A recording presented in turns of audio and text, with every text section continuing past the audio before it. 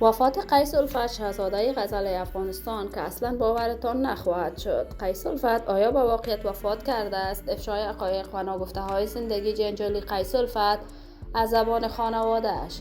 قیس در کدام کشور زندگی می کرد؟ مصروف چی کاروباری بود؟ من در این ویدیو پیرامون حقایق همین ماجرا خواهم پرداخت. پس در ادامه با کانال دنیا اینفو باشید.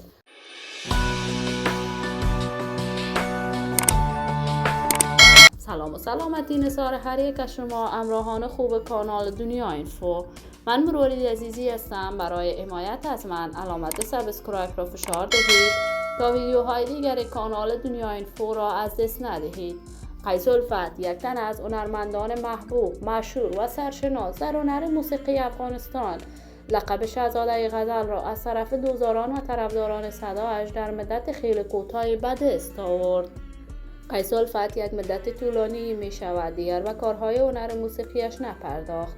هرچند قیس الفت همکار خوب تمامی هنرمندان افغان بوده است و در کشور تاجیکستان مدیر عامل تلویزیون جهانی آسیا موزیک می باشد. برنامه‌های هنری مختلف برای دوستداران و طرفداران صدایش اجرا می کرد.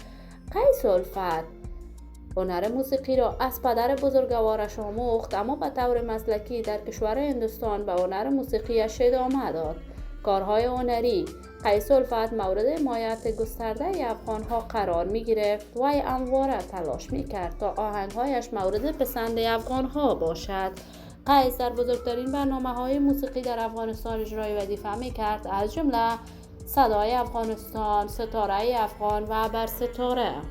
جالب اینجاست این روزا تصاویر قیس الفت در صفحات مجازی دست به دست می شود که وی وفات کرده است، اما تاکنون جزئیات بیشتری این ماجرا در دست نیست و خانواده قیس الفت در خاموشی کامل به سر می برد.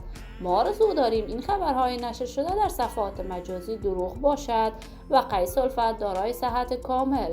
همراهان و عزیزان نهایت ارجمند کانال دنیا اینفو، شما هم نظریات نیکتان را در بخش کامنت با من شریک بسازید. این ویدیو را با علاقه‌مندان و دوستان قیس الفت به اشتراک بگذارید. برای حمایت هرچی بیشتر از کانال دنیا اینفو علامت سابسکرایب را فشار دهید تا ویدیوهای دیگر کانال من را از دست ندهید. تا درود دیگر، هر یک از شما همراهان خوب کانال دنیا اینفو را بلای منان سپرده آرزوی موفقیت و کامیابی برای تک تک شما نازنینان تمنا دارم.